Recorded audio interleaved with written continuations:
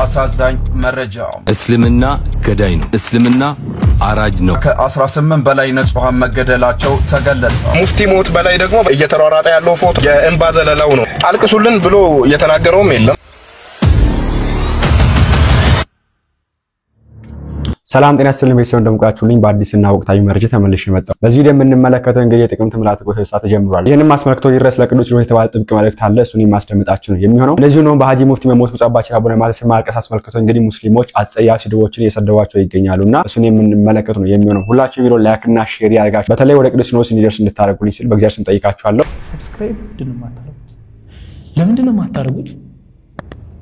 አሁን ማርኩ መግቢያ ላይ እንዳልኩ እንግዲህ ወራ ጥቅምት የሲኖዶስ ምልዓተ ጉባኤ ሰዓት ተጀምሯልና ከዚህ ስብሰባ የምንጠብቃቸው ብዙ ውሳኔዎች ብዙ ነገሮች ቢኖሩም ከነዛ መሃል ብፁዓን አባቶቻችን እንግዲህ በዚህ ጉዳይ እንድትወስኑበት እንፈልጋለን። ተመልከቱ ይሄን ቪዲዮ።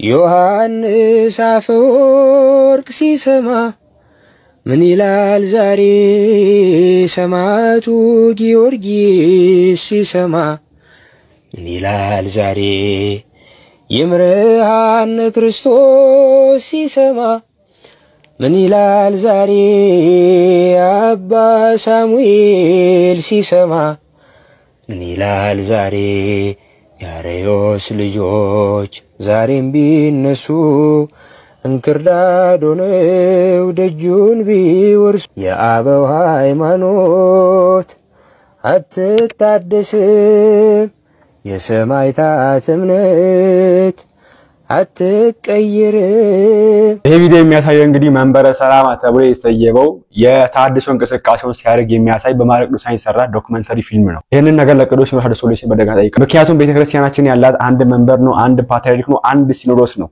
እኛ በሁለት ፓትርያርክ በሁለት ሲኖዶስ በሁለት መንበር አንመራም። እኛ ትግራይ ውስጥ የሚገኝ ምዕመን ትግራይ ውስጥ የሚገኝ መንጋ ያሳስባል። የነሱ ነፍስ ያሳስበናል። በታድሶ እንዲመራ አንፈልግም። ወይ አውግዙ ወይ አጽድቁ። እነሱ የምታጸድቁ ከሆነ እናንተ ተወገዙ፣ እነሱ የምታወግዙ ከሆነ እናንተ ምሩን። በሁለት ሲኖዶስ አንመራም። ትናንትና በኦሮሚያ ክልል ሲኖዶስ እንዳቋቋም ብለን የሞት ነው የተጋፈጥ ነው እዚህ ሻሸመኔ ላይ ሰዎች የሞቱት ያብሎ ላይ ቤተ መቅደስ በጫማ የተገባው ይሄ ነገር ስለመቃወም ነው። በቃ ያ ነገር የለንም። ይሄ ነገር ለመቃወም ነው። በአንድ መንበር ነው፣ በአንድ ሲኖዶስ ነው፣ በአንድ ፓትርያርክ ነው የምንመራው ብለን ነው። ዛሬም ይሁን አቋማችን ይሁን ወይ ትግራይ ከኢትዮጵያ ወጣ ከሆነ ይነገረን። ይሄ ካልሆነ ግን ኢትዮጵያ ውስጥ የምትገኝ ከሆነ ትግራይ መምራት ያለበት የኢትዮጵያ አሁን ያለው ብፁዓችን አቡነ ማትያስ የሚመሩት ሲኖዶስ ነው። ከዛ ውጭ የሚመራ ከሆነ አውግዙ ወይ አታውግዙ ወይ አታጸድቁ። ችግር ግራ የሚገባ ነገር። ስለዚህ በዚህኛው ምልዓተ ጉባኤ ላይ የምንፈልገው አንዱ ውሳኔ ይሄ ነገር ይወሰንበት። ባለፈው እናንተ ስብሰባ ጉባኤ ስብሰባ ሲጨርሱ ይሄው እነሱ ገብተዋል ስብሰባ ጉባኤ ስብሰባ ብለው እናንተ ነጭታችሁ። ስለዚህ ይሄ ነገር ወይ ይወገዙ ወይ ይጽደቅላቸው። ጥፋተኞች ናቸው ወይ? አዎ ናችሁ። ታንክ ስትባረኩ ነበር፣ መርስ ስትባረኩ ነበር። የሚያመለክታችሁ ነገር ውስጥ ገብታችሁ ፖለቲካ ውስጥ ገብታችሁ ጦርነት ስትመሩ ነበር። ይቅርታ ባሏቸው የፈለጋችሁን አርጉ፣ ብቻ አንደቱን አምጡት። እናንተ ናችሁ የተለያያችሁን፣ እናንተ አንድ አርጉት። ይሄ ነው በቃ፣ ምንም ያ ነገር የለም። የማይመለከታችሁ ፖለቲካ ውስጥ ገብታችሁ መርስ ስትባረኩ ታንክ ስትባረኩ ማሰብ ነበረባችሁ ነገር እንደሚፈጠር። ዛሬም የምናሳስበው ነገር ዛሬም በሰሜኑ በኩል ጦርነት ሲደረግ ዝም ብላችሁ እያያችሁ በአራቱም መቅጣጫ ምዕመናን ሲሞቱ ዝም ብላችሁ እያያችሁ ዝም ብላችሁ ምንም ሳትወስኑ ስትወጡ ነገ ይሄ ነገር እንደሚፈጠር አስቡ። አሁንም ቢሆን ነገም በሰሜኑ በኩል ራሳቸውን ችለው እኛ ሲኖዶስ አለን ብለው እንደሚነሱ አስቡበት አባቶቻችን። ሁለተኛ ደግሞ ይቅኖ ነገር አለ። ይሄ ነገር ይውልኝ ለምንድነው ግን ይሄን ጭፈራ ዘፈን ቢሆን ወደ ሰው ሼር ይባል ነበር? የቤተ ክርስቲያን ስለሆነ ግን ለምንድነው ሼር ማለት? ይሄ የሚያሳየው እንግዲህ ማንን ወጣት እያጠመቀ የሚገኝ አሁን ላይ የጥምቀት ስርዓት ማን ነው የሚያጠምቀው የሚለው ነገር የተወሰነ ነገር ነው። ይሄ ነገር ቅንዋ ስርዓት አለው ወይ የሚለው ነገር ሊታይ ይገባል። ኦኬ ንገሩን። ሶስተኛ ደግሞ የመዝሙራችንን ጉዳይ ይጠናበት፣ ይታይበት፣ ይወሰንበት። ተመልከቱ እዚህ ጋር አንዳንድ መዝሙሮች ምን ነው ባልወጡ ብዬ የምላቸው መዝሙሮች አሉ። ይሄም በእናንተ ምክንያት ማለት ነው። ተመስገን ጌታዬ እንደሚታወቀው ዝማሬ ወይም ለአምላክ የሚቀርብ ዝማሬ የከንፈር ፍሬ የሆነ የምስጋና መስዋዕት ነው። ምንድነው? የምስጋና መስዋዕት ነው። አላውቀውም ብዬ በካድኩት ምሽት በሚወደኝ ጌታ ታየው በስስት። መዝሙርን ማንኛውም ሰው ሊዘምረው ይችላል። ነገር ግን ለአገልግሎት ሲሆንና ለግል ሲሆን ይለያያል ማለት ነው። አሁን እኔ ለግሌ የትኛውንም መዝሙር ልዘምር እችላለሁ እግዚአብሔር ለማመስገን እግዚአብሔር ስለሚቀበል ሌላውን ለማስተማር ግን ጥንቃቄ ይገባል ማለት ነው ታርደሃልና ሞታልና አንደኛ ቢጠይቁ የሚጠይቅ ሳይጠፋ ሞልቷል እኮ ምን ችግር አለ መንገድ ላይ እኮ አንዱን አቁሞ መጠየቅ የሚቻልበት ሀገር ላይ ነው ያለነው እግዚአብሔር የተመሰገነ ይሁን ችግር የለውም ይሄ እና ያለ መጠየቅ ወይ ደግሞ ለመጠየቅ ያለ መፈለግ ካልሆነ በስተቀር የዚህ ችግር የለብንምና የሚዘመሩት ዝማሬዎች ሁሉ ተስተካክለው ተጣርተው ቤተክርስቲያኒቷን የሚወክሉ ሃይማኖቷን የሚወክሉ መሆን ይገባቸዋል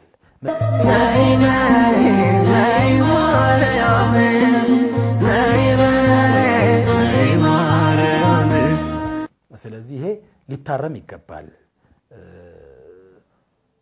መዝሙራትም ሳንሱርድ መደረግ አለባቸው መታየት አለባቸው መጠናት አለባቸው በሊቃውንቱ መታየት ይኖርባቸዋል አንዳንድ ጊዜ እንሰማለን ግዕዙን እኮ አንሻፋው ትርጉም የሌለው ቃል እኮ የሚዘምሩ ዘማሪያን እኮ አሉ ግዕዙን የሚጠብቀውን ይያላሉ የሚላላውን ያጠበቁ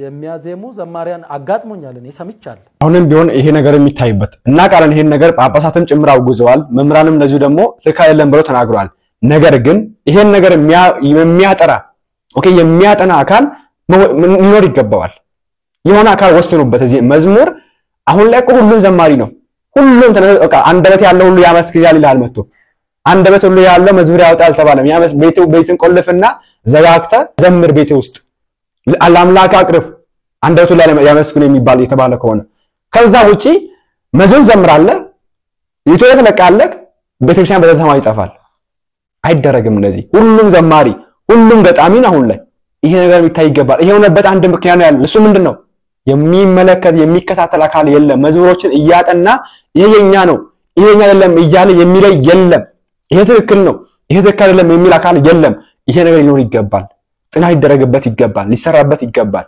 ለታቋቁሙ ይገባል ሆነ ቡድን ይሄ ቲም ይሄ ነገር የሚያጠራ ሊኖር ይገባል ባለፈው ብያችኋለሁ አሁን ላይ ቤተክርስቲያናችን ውስጥ የሚገኙ መዝሙራትን 1000 መዝሙር ብንደረደር ከነዛ ውስጥ 10 መዝሙር አናወጣም ሁሉም ተመሳሳይ ናቸው ሚካኤል እንትን አረገኝ ባህር ዳርታን ይረዳኛል ሁሉም ተመሳሳይ ከአንዱ ግጥም አንዱ ይወስዳል ከዛ ይወስድና አንድ መዝሙር ያወጣል በቃ ወጣ መረክ ይዘምራ ወጥቶ ይሄ አይሆንም ከ1000 መዝሙር 10 መዝሙር ፈልገን እናገኝም አሁን ላይ ከመቶ መዝሙር አንድ መዝሙር ብናገኝ ነው እሱንም በስንት መከራ ኢቭን ታዋቂ የሚባሉ ወደሞ ወቅና ያሉ ዘማሪያሱ የሚዘምሩት መዝሙር አብዛኛው ትክክል አይደለም ግጥማቸው አይደለም ምናቸው ዜማቸው አይደለም በከይላ ሰዓት ወጡ ናቸው ይጠናበት ነገር ይቋቋምበት የውሳን ቅንዋይ የፈረሳችሁ ዘንባራችሁ አትመረከቱ አባቶቻችን ስለዚህ ይሄም ነገር ይታይበት የውሳን ቅንዋይ ላይ መዝሙራትም ላይ ሌሎች ቅንዋትም አሉ እንደዚሁ ደግሞ ህዝባችን የማይነቃ ህዝብ ነው አሳይ ይበላል አይበላም ይያለ 78 አመት ላይ የሚጠይቅ ህዝብ እንዳለ ሁላችን የምናውቀው ነገር ነው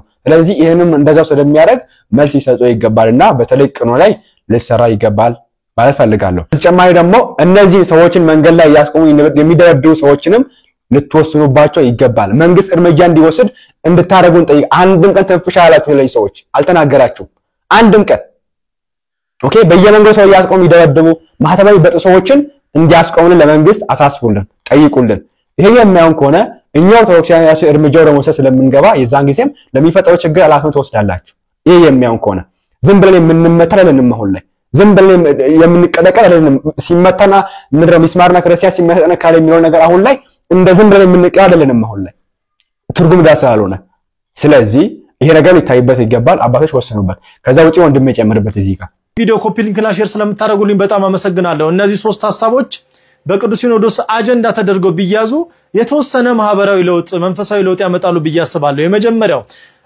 ሐሳብ የምን መሰላችሁ ስርዓተ ገዳምና የመነኮሳትን አኗኗር በተመለከተ በቅዱስ ሲኖዶስ የተጠናና እንደምታውቁት ምልኩስና በእኛ ቤተክርስቲያን ከፍተኛ መንፈሳዊ ሞራልን መንፈሳዊ ልዕልናን የሚያስገኝ አንድ የህይወት ዘይቤ ነው ስለዚህ ይሄ አባቶቻችን ጠብቀው ያመጡት ስርዓት የተለያዩ መነኮሳት ወደ ከተማ በሚያደርጉት ፍልሰት ገዳማት እንዳይፈቱ በተለያዩ መሰረተ ልማት እጦት ምክንያት መነኮሳት እንዳይቸገሩ አንድ ማህበራዊ ስርዓት ተሰርቶ ገዳማት አንዱ ለአንዱ የሚረዳዱበት ስርዓት በቅዱስ ሲኖዶስ ቢዘጋጅላቸው የኔ ሐሳብ ነው።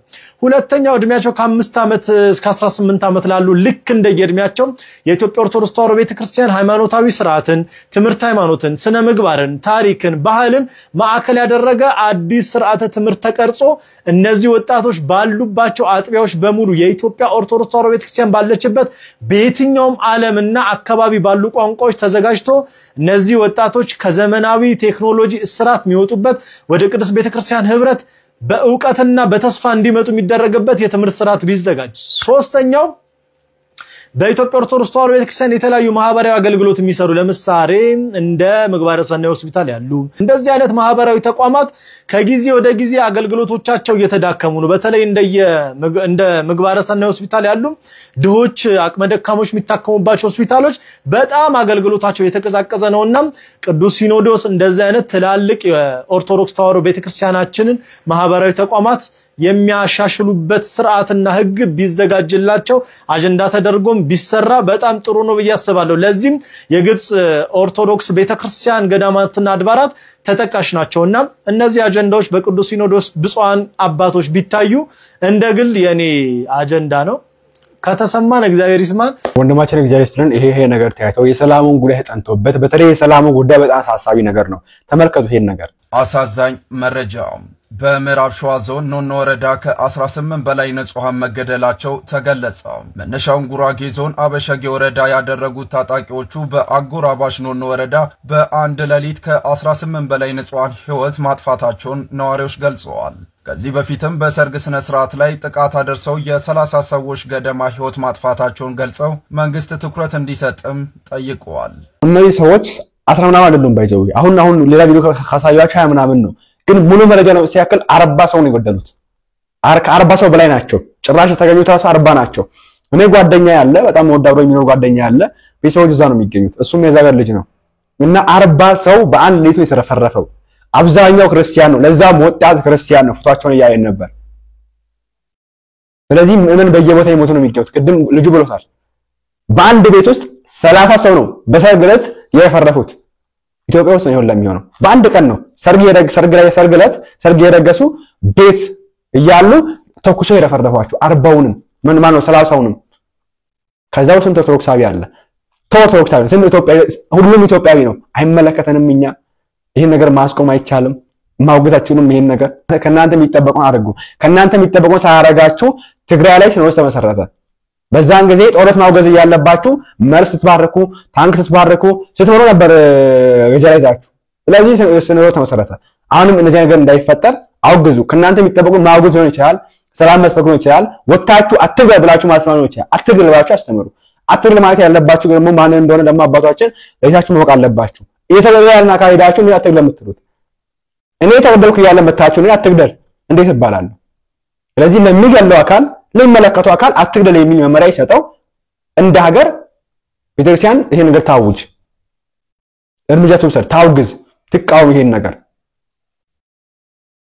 እና እዚህ ጋር የሞተ የሚገም ምን ነው ኖን የሚባል ሀገረ ስብከት ሊቀ ጳጳስ የላቸውም እንዴ? በየጊዜው ሶስተኛ ዙር ነው ባይዘው።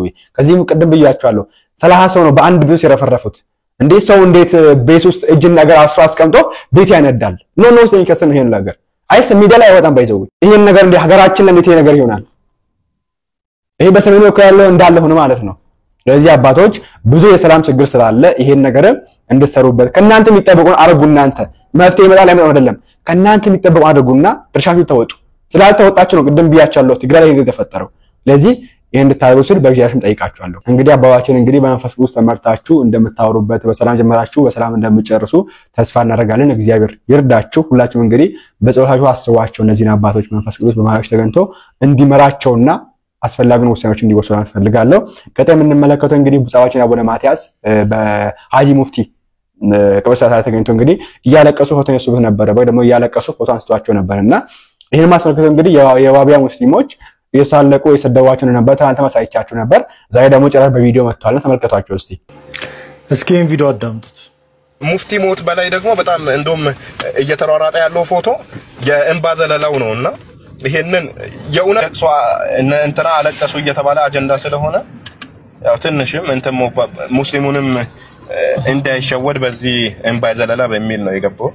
የትኛው ይሄ ነውና እኔ ባጭሩ የሚላችሁ እያስለቀሳችሁን አውቃችሁ የውሸት ለቅሶ አታልቅሱ ነውና ቢያንስ ባታለቅሱልንም እንኳን አታልቅሱ ያለ አልቅሱልን ብሎ የተናገረውም የለም። እኛ እንድታለቅሱም አንፈልግም። እኛ አታልቅሱ፣ ለምን ታለቅሳላችሁ?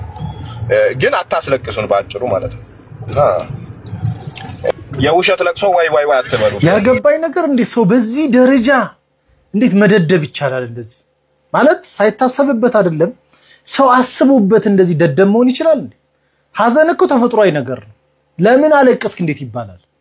በዚህ ደረጃ የራሳችሁን ሃይማኖት ተቋም አባት ለም ኢትዮጵያዊ አይደንቲቲ ያላቸው አባት በጣም ቅቡል የሆኑ አባትን በዚህ ደረጃ ከጠላ በሳቸው ለቅሶ በዚህ ደረጃ መደደብ ከቻልክ አላቅም ለሌላው አማኝማ ምን አይነት ጥላቻና ይሄ የርህራሄ አልባነት ሊኖርህ እንደሚችል በጣም ያሳፍራል።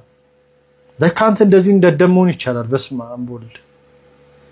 ለማንኛውም ሀጂ ሙፍቲና ቤተሰቦቻችሁን እግዚአብሔር ያጽናላችሁ። እኛ የፍቅራችንን የአባትነታቸውን እንደ ኢትዮጵያዊ ደግሞ ባህላችንን ሄደን ለቅሶ ደርሰናል። ይብላኝ ላንተ እንደዚህ አይነት የደነዘ ጭንቅላት ላይ ያስከው ሙፍቲ ሞት በላይ ደግሞ በጣም እንደውም እየተሯሯጠ ያለው ፎቶ የእንባ ዘለላው ነውና ይሄንን የእውነት እንትና አለቀሱ እየተባለ አጀንዳ ስለሆነ ያው ትንሽም እንትን ሙስሊሙንም እንዳይሸወድ በዚህ እንባ ዘለላ በሚል ነው የገባው። የትኛው ይሄ ነውና እኔ ባጭሩ የሚላችሁ እያስለቀሳችሁን አውቃችሁ የውሸት ለቅሶ አታልቅሱ ነውና ቢያንስ ባታለቅሱልንም እንኳን አታልቅሱ ያለ አልቅሱልን ብሎ የተናገረውም የለም። እኛ እንድታለቅሱም አንፈልግም። እኛ አታልቅሱ፣ ለምን ታለቅሳላችሁ? ግን አታስለቅሱን ባጭሩ ማለት ነው። የውሸት ለቅሶ ዋይ አትበሉብን። አንዳንድ ሰዎች መልክ የላቸው፣ ስብዕና የላቸው፣ ዕውቀት የላቸው፣ በቃ የዘቀጠ አስተሳሰብ የሚያስቡ ሰዎች አሉ። ከነዛ መካከል ደግሞ ይሄ አንዱ እውር የቆላው ቡና የሚመስል ሰውዬ አንደኛውና ዋነኛው ነው። ለሀጂ ሙፍቲ ለምን አለቀሳችሁ? ለቅሷችሁ የውሸት ነው፣ የማስመሰል ነው። በነገራችን ላይ ማልቀስ ተፈጥሯዊ ነው። ሰው ማልቀስ ስለፈለገ ሳይሆን ከልቡ ማዘን ከልቡ መነካት ያስፈልጋል እንባው እንዲመጣ እንጂ ማንም ሰው ዝም ብሎ እንባውን ናውጣ እና ተመለስ የሚለው አይነት ስሜት አይደለም። በነገራችን ላይ ለሀጂ ሙፍቲ ያልተመለሳችሁ ሰዎች ሌሎች ቤተ እምነት ላሉ ሰዎች ትመለሳላችሁ የሚል አይነት ግምት የለኝም። ረስታችሁት ካልሆነ ባለፉት 2 ቀናት ሀጂ ሙፍቲ የሞቱ ቀን ምን ብላችኋል? ሀጂ ሙፍቲ ካፊር ናቸው፣ ሙስሊምን የሚወክሉ አባት አይደሉም ብላችኋል። ሙስሊምን የሚወክሉ አባት ካልሆኑ አሁን ለምንድን ነው ሙስሊምን አውቃችሁ ነው የምታለቅሱት ብላችሁ ለመውቀስ የመጣችሁት? እኛ ለምንድን ነው ያን የተናገራችሁትን ነገር ረስታችሁት ነው? በነገራችን ላይ አቡነ ማቲያስም ሆኖ ሌሎች ኦርቶዶክሳውያኖች ለሀጂ ሙፍቲ ያለቀሱት ሀጂ ሙፍቲ ሙስሊም ስለሆኑ ሳይሆን ሰው የጠፋለት ሰው ሆነው ስለተገኙ ብቻ ነው። 4 ነጥብ። ስለዚህ ወንድሜ አይደለህም። በነገራችን ላይ ወንድሜ ልልህ አልችልም፣ ግን ለራስ ቤት እምነት ላሉ ሰዎች ምን አለ ፍቅርን፣ አንድነትን፣ እንዶ መቻቻልን። እንዶ ሀጂ ሙፍቲ እኮ ለኛ እኮ ትልቅ ምሳሌ እኮ የሚሆኑ አካላት ናቸው። ምን አለ እንዶ ፍቅር መስበክ፣ ሁልጊዜ ጂሃድ ማወጅ፣ ሁልጊዜ እምነት ከእምነት ብሔር ከብሔር እንዲጋጭ፣ ሁልጊዜ ጥላቻ መስበክ ምን ይስራልሃል? ባለፈው ዓመትም እንደዚሁ መተ የሌለ በቃ ዘር ከዘርን ሃይማኖት ከሃይማኖትን ለማጋጨት ያልፈነቀልከው ድንጋይ ያላወጅከው ጂኖሳይድ አልነበረም። ጂሃድን አወጀህ ነበረ። ያ ነገር ግን አልተሳካልህም። ከሙስሊምም ከኦርቶዶክስም ቤተ እምነት ያሉ ሰዎች ብልጦች ስለነበሩ ነገሩን በብልሃት አልፈውት እዚህ ደረጃ ደርሰናል። ዛሬ ደግሞ ሀጂ ሙፍቲ ሞቱ ተብሎ እንዲህ ኦርቶዶክስ ላይ ተነስቶ እንዲህ ያሉባልታ ክፉ ነገር መናገር ምን ሊጠቅምህ እንደሚችል አላውቅም። እኔ መንግስት ባለበት ሀገር ማንም እየተነሳ ይሄ ሽለቱ የቀደደውን አፉ ሊቀድባት የሚችል ሀገር መሆን የለባትም። መንግስት ጉልበት አለው። ጉልበቱን ደግሞ በትክክል ማሳየት መቻል ይጠበቅበታል። ስለዚህ አንተን የሚሰማህ የለም። ደደብ አላዋቂ ሰው መሆንህን በትክክል አሳይተሃል። ሁሉም ሰው ያውቀዋል። እና ከዚህ ሌላ እንጃ ምንም ብዙም የምናገረው ነገር። በነገራችን ላይ ሀጂ ሙፍቲ በጣም ደግ፣ በጣም ሩሩህ፣ በጣም አዛኝ፣ በጣም አስተዋይ ሰው ነበሩ። አሁንም እላለሁኝ እግዚአብሔር አምላክ ነፍሶትን በአጸደ ገነት ያኑርልን። በተረፈ እንዳንተ አይነት ደግሞ አክራሪ ውሃቢዝሞች የሰላም ጸር ናቸውና አሁንም መንግስት በዚህ ጉዳይ ላይ አጽንኦት ሰጥቶ ሊያስብበት ይገባል። ስለዚህ በተቻላችሁ አቅም ይሄን ቪዲዮ ሼር፣ ኮፒ ሊንክ፣ ሪፖስት እና ሜንሽን ያደረጋችሁ የሚመለከተው አካል ጋር እንዲደርስና አስፈላጊው እርምጃ እንዲወሰድበት ጠይቃችኋል። ይሄ ነው እንግዲህ እኔ እንደዚህ አይነት ድድብና ጥግ ላይ እንዴት እንደሚደርስ አላውቅም። ግራ ይገባል እኮ አንዳንድ ጊዜ ለሀበሻ ነው ይሄ ሰው አሁን ሀበሻ ሰው ነው ሀበሽነቱን ተውት ወይስና የከብት ባህሪ ያለው ሰው አለ ማሰብ የማይችል ድድብና ጥግ ላይ ደረሰ ሰው አለ። ጥላቻ ጥግ ያለበት ጥላቻ ነው በዚህ ለነገ የለም ለቤተክርስቲያን ያለ ጥላቻ ነው ይሁላ ይሄን ያመጣውላችሁ እንጂ ብዙ አለ እየሰደቡን የሚገኙ ብዙ ማን አልቅሱ አላሹ እያሉ የሚገኙ ብዙ አለ ሁሉ ግን በዛ ልክ የሚመሰገኑም ስላሉ በእነሱ ሸፍናቸዋል። እነዚህን እንግዲህ የዋቢያ ሙስሊሞች ናቸው። ይሄ በትናንት ብለናል። እነዚህ ሰዎች አይደለም ለኛ አይደለም ለሀገር ለሙስሊሞቹ ራሱ አይበጁም።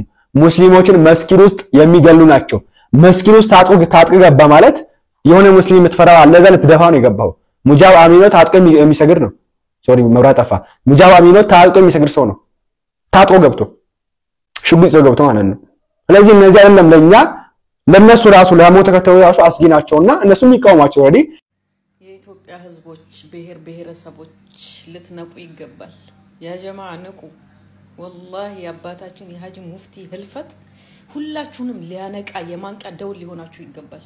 ልትነቁ ይገባል። እኛኮ እዚህ ቲክቶክ ላይ ዋሃብያ ያነ ስናወራ ምንድነው ልዩነታችሁ?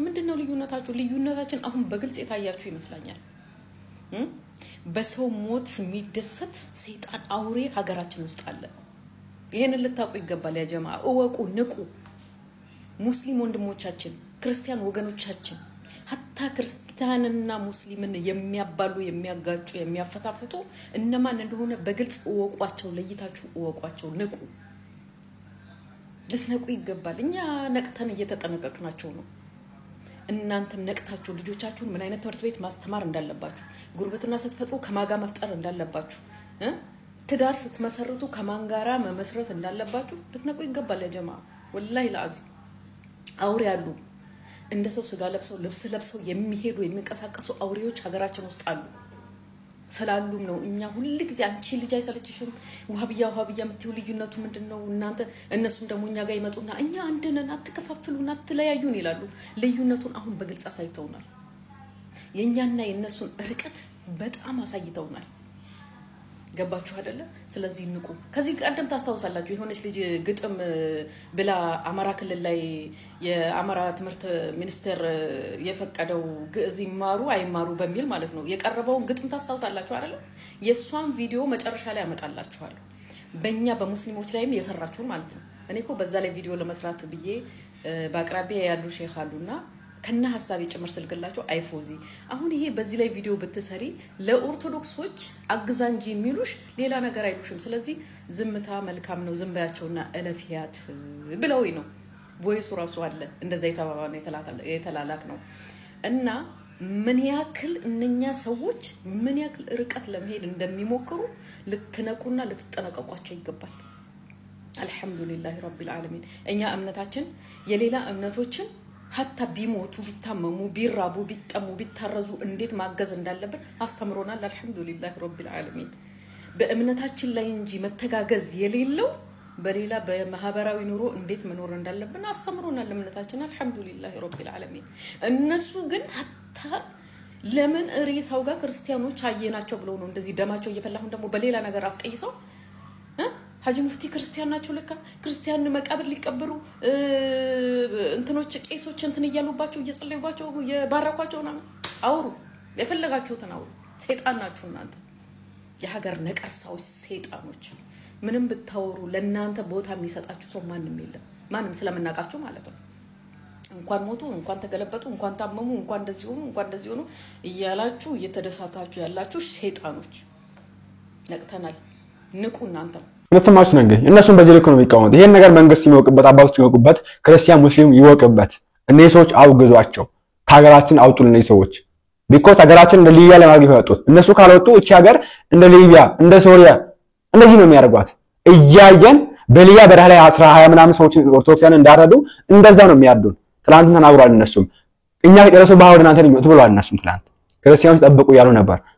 የዋ ሙስሊሞች ማለት ነው እነ የሱፊያዎች ማለት ነው ስለዚህ እነዚህ ዋሃቢያዎችን እንደዚህ መንግስትም እንዲከታተልልን ኦሬዲ ከመንግስትም እርዳታ አላቸው የሚል ነገር እንሰማለን እንግዲህ ሲናጠረን የምናስደምጣቸው ነገር ግን ካለ ይሄ ነገር እንዲመለከት ማለት ፈልጋለሁ እኛ ከሙስሊሞች ጋር በሰላም የምንኖረው እንደነ ሀጂ ሙፍቲ አባቶች ስላሉ ነው ተመልከቱት እስልምና ገዳይ ነው እስልምና አራጅ ነው ብለን እስልምናን ከአራጅነትና ከገዳይነት አንፃር እንድንረዳው ስላደረጉ አካላት ዛሬ ልነግራችሁ ነው የመጣሁት እነዚህ አካላት ወሃቢያ በመባል ይታወቃሉ ራሳቸውን ከኛ በላይ ሙስሊም የለም ብለው የሚያስቡ እጅግ ሲበዛ ክፎች በተለይ ደግሞ ለሰው ልጅ ነፍስ ቅንጣት ታክል ማይራሩ ማይሳሱ ከኛ እምነት ውጭ ያሉ በህይወት መኖር የለባቸውም ብለው የሚያምኑ ምንም እስልምናን ባይወክሉም በእስልምና ስም የሚንቀሳቀሱ እጅግ ሲበዛ አረመኔና ክፉ አካላት ናቸው ወሃቢያ የሚባሉት ይሄንን ደግሞ ምላችሁ ያለ ማስረጃ አይደለም በስሜት ተነስቼ አይደለም ማስረጃ አለኝ ከአንድም 2 3 ማለት ነው የመጀመሪያው ማስረጃዬ አይኤስአይኤስ ነው ሊቢያ ላይ ነገ ያልፍልኛል ብለው የተሰደዱ ወገኖቻችንን አላሁ አክበር ያለ ያረደ ጨካኙ አረመኔው ግሩፕ ማለት ነው ይሄ አይኤስአይኤስ የተባለ አረመኔና ክፉ የሆነ ግሩፕ ደግሞ የሚመራው ወይንም የሚያምነው በዋሃቢያ አስተሳሰብ ነው ሁለተኛው ማስረጃዬ ቦኮ ሐራም ነው የብዙ ህፃናትን ሴቶችን ነፍስ የነጠቀ እጅግ አረመኔው ግሩፕ ማለት ነው አሸባሪው ግሩፕ ቦኮ ሐራም ይሄ ግሩፕም ዋሃቢያ ነው ዋሃቢያ ማለት ነው ሶስተኛው በዓለም አቀፍ ደረጃ በአሸባሪነት ምናቀው አልሸባብ ይሄም ዋሃቢያ ነው እነዚህ አሁን የጠቀስኩላችሁ አካላት እጅግ ሲበዛ አረመኔዎች አላሁ አክበር ይያሉ የሰው ልጅ እንደበግ አጋድሞ የሚያርዱ ስለ ሰው ልጅ ነፍስ ቅንጣት ታክል እንኳን ማይራሩ አረመኔዎች ናቸው አያችሁ እነዚህ አረመኔዎች ናቸው ራሳቸውን ዋሃቢያ ብለው የሚጠሩ እንደነ አይኤስአይኤስ እንደነ ቦኮ ሐራም እንደነ አልሸባብ አይነቶች ናቸው እስልምናን አራጅ እስልምናን ገዳይ ብለን እንድንረዳ ያደረጉን ማለት ነው እሺ እስልምና ገዳይ ወይንም አራጅ እንዳልሆነ ማስረጃክ ምንድነው የምትሉ ከሆነ እኚህ የምትመለከቷቸው አባታችን ናቸው ሁሉም ኢትዮጵያዊ ዘር ቀለም ብሔር ሃይማኖት ሳይመርጥ የሚወዳቸው የሚያከብራቸው አባታችን ሀጂ ሙፍቲ ናቸው ለኔ ምስክሬ ስለዚህ እስልምናን ከዋሃቢያዎች አንፃር ከአረመኔዎቹ አንፃር ሳይሆን ከምንወዳቸው አባታችን ከነ ሀጂ ሙፍቲ አንፃር እስልምናን እንድትመለከቱ ስል ነው ይህንን ቪዲዮ ሰራሁት ተስፋ አደርጋለሁ ከዚህ ቪዲዮ በኋላ ስለ እስልምና እምነት ያላችሁን አስተሳሰብ ትቀይራላችሁ ብዬ አስባለሁ ምንም የእምነት ልዩነት ቢኖርንም ማለት ነው ኤኒዌይስ ቪዲዮአችን የሚሰበር አፕዴታችሁበት አዲስ ነገር ሳችሁበት አልተጠራጠርም በዚህ ቪዲዮ እንግዲህ አሳግታችሁበታል ብዬ አስባለሁ ሶ ይሄንን ቪዲዮ እንደምንም ብላችሁ ለቅዱስ ሲኖዶስ እንኳን ባይደርስ አባቶች እንግዲህ የኔ ቪዲዮ ማይተገኙ ነው ብያላስምና ግን እዛ ውስጥ የሚገኝ ሰው ወይ በረዛ ውስጥ ለመስራት የሚችል ሰው ይሄን ቪዲዮ አይተው ሐሳቡን ጨመቅ አድርጎ እዛ ውስጥ ቢነሳ ማለት ፈልጋለሁ የኔ ሐሳብ ስለሆነ ኦሬዲ የአብዛኛው ህዝበ ክርስቲያን ሐሳብ ስለሆነ እንዲታሰበ ማለት ፈልጋለሁ እናንተ ሼር ላይክ ማድረጋችሁን አትረሱ ቸርቀውልኝ ስኮላርሺፑን ትምህርት ወይም ዓለም አቀፍ የትምህርት ማዕከሉን መገንባት ያስፈልገበት ምክንያት አንደኛ ታሪካዊ ዳራ አላት ኢትዮጵያ እንደው ከዚህ ቀደም ሃይማኖታዊ ትምህርትን ያው በሀገራችን ደረጃም የዘመናዊ ትምህርት 100 ዓመት ብቻ ስለሆነ ያለው ታሪክ ከዚያ በፊት ከተለያዩ ዓለማት እየመጡ ኢትዮጵያ እየተማሩ በኢትዮጵያ ትልልቅ ስራ የሰሩ አባቶች አሉ ለምሳሌ ከሳቴ ብርሃን አቡነ ሰላማ መተው በሀገራችን ተምረው የሀገራችን የመጀመሪያው ሊቀ ጳጳስ ሆነው በክነታዊ ሂደትን በበለጠ እንዳሰፉ ይታወቃል ከዚያ ሲቀጥል እጨን ማቆም ወይም እጨየን ማቆም እንላቸው ሀገራቸው የመናዊ ናቸው ግን መተው እንደውም የሚከተሉት እምነትም የእስልምና እምነት ነበር ማለት ነው መተው ተምረው የደብረ ሊባኖስ እጨጌ ማለት በሀገር ደረጃ ትልቁ ስልጣን ነው እጨጌነት እሱን ይዘው ሀገር እስከ መምራት ደረጃ ደርሰዋል ወደ ሀገር ቤት መተው ተምረው ማለት ነው እንዲህ ያሉ ጴጥሮስ ፓይዝ ሌሎችም በጎንደርም ታሪክ እንደዚሁ የሚጠቀሱ የመጻሕፍት ትምህርትን የተማሩ ሰዎች እንዳሉ ይታወቃል የኢትዮጵያ ኦርቶዶክስ ተዋሕዶ ቤተክርስቲያን ጊዜን ስፍራና ለክታ ዘመን መቁጠሪያ የሰጠች ፊደል ቀርጻ ብራና ዳምጣ ጽሕፈትን ያስተማረች እጽዋትን ቀምማ ሀገር ስታክም የኖረች በሕግና ሥርዓቷ ፍርድ እንዳይጓደል ድሃ እንዳይበደል ስትዳኝ የዘለቀች ዜማን መስርታ በምልክት ያኖረች ስንዱ እመቤት ናት። ዛሬ ላይ ብዙ እኩዮች ቢነሱባትም ሊቃውንቷ እንደ ሻማ እየቀለጡ እንደ ጧፍ እየበሩ ሀገር ሰርተው ያኑሩ የሊቃውንት መፍለቂያ ናት። ታዲያ እነዚህ ሊቃውንት ደግሞ የሚወጡት ከጉባኤ ቤቶች ነው። የኢትዮጵያ ኦርቶዶክስ ተዋሕዶ ቤተክርስቲያን ዜማውን፣ ቅዳሴውን፣ ቅኔውን፣ መጽሐፉንና ሌላውንም ያላትን ዕውቀት መምህራኑ ለደቀ መዛሙርቶቻቸው እያስተላለፉ ጉባኤ ቤቶች እስካሁን አሉ፣ ወደፊትም ይቀጥላሉ። የደቡብ ጎንደር ሀገረ ስብከት በዚህ የታደለ ነው። የሀገሪቱን 90% የማስመስከሪያ ጉባኤ ቤቶችን አቅፎ የያዘ የጉባኤ ቤቶች ማህደር ቢባል ያንስበታል እንጂ አይበዛበትም። ብቸኛ የሆነው የተክሌ አቋቋም፣ የቤተልሔም የድጓ ማስመስከሪያ፣ የዝማሬ መዋሥዕት ጽርሐ አርያም ዙራምባ፣ የቆማ ፋሲለደስ አቋቋም፣ በርዕሰ አድባራት ወገዳማት ጣና ቅዱስ ቂርቆስ እና በደብረ ታቦር ደብረ ልዑላን መድኃኔዓለም ቤተክርስቲያን ያሉት የአራቱ መጻሕፍት ምስክር ጉባኤ ቤቶችን ይዞ በርካታ ሊቃውንትን ለሀገር እያበረከተ ይገኛል። ብርሃን ዘታቦር የደብረ ታቦር ደብረ ልዑላን መድኃኔዓለም የአራቱ ጉባኤያት ምስክር ጉባኤ በ2011 ዓ.ም በወርሃ የካቲት ጀምሮ ወንበር ተክሎ እያስተማረ ያለ ትልቅ ጉባኤ ቤት ነው። ጉባኤ ቤቱ ሲጀምር ብዙ ህልምና ትልቅ የቤተ ክርስቲያን አደራ ይዞ ነበርና የጀመረው ከመምህሩና ደቀ መዛሙርቱ ውጭ ምንም ነገር ሳይኖር ትምህርቱ በዛፍ ጥላ ስር መሰጠት ጀመረ። በርካታ ፈተና ውስጥ ያለፈው ይህ ጉባኤ ቤት በርካታ ችግሮችን ቢያልፍም ቅሉ ዋነኛ ፈተናው ትምህርት መስጫ ቦታ ለመኖር ነበር። ከዛፍ ጥላ ወጥተው የገቡበት የመማሪያ ስፍራ ሌላ ችግር ይዞ መጣ። ምቹ ባለመሆኑ ምክንያት መምህሩን ጨምሮ ደቀ መዛሙርቱ ለሕመም እስከ መጋለጥ ደርሰው ነበር። ብዙ ሐሳብ፣ ሰፊ የቤት ሥራ ይዞ የተነሳው የጉባኤ ቤት በእግዚአብሔር መልካም ፈቃድ በቤተ ክርስቲያኗ የቁርጥ ቀን ልጆች ድጋፍ የማይሳኩ የሚመስሉ ከተለመደው የጎጆ ቤት ኑሮ ያላቀቁ ከሞላ ጎደል የደቀ መዛሙርቱን መኖሪያና መማሪያ ሕንፃ ገንብቶ በሌላ የቤት ሥራ ተጠምዷል። ከሀገር ውጭ ያሉ ኦርቶዶክሳውያን መጥተው የሚማሩበት የትምህርት ማዕከል እየገነባ ይገኛል። የምስክር ማዕከል ነው። ዞኑ በራሱ ወደ 10 በላይ የምስክር ትምህርት ቤቶች አሉ። በሀገር ደረጃ 90% የምስክር ጉባኤ እዚህ እንዳለ ይነገራል ማለት ነው። የኢትዮጵያ የሆኑ የሥራ አሻራዎች አሉ፣ ጥበበዶች። ለምሳሌ ሰኔል ስራ፣ ጭራ ስራ። አሁን ይህን ጭራ ፈረንጅ ላይ ሰራው ይችላል። ተመልሰው የሚያስተምሩት ሰው ቶሎ እንዲደረስለት። በአንድ ወቅት ቤንሻንጉል ጉሙዝ የሰማሁት ነገር አለ። አንዲት እናት በ82 ዓመታቸው ሲጠመቁ እስካሁን ዘገያችሁ አሉ። የኔን ጓደኞች በሙሉ ሞት ወሰደባችሁና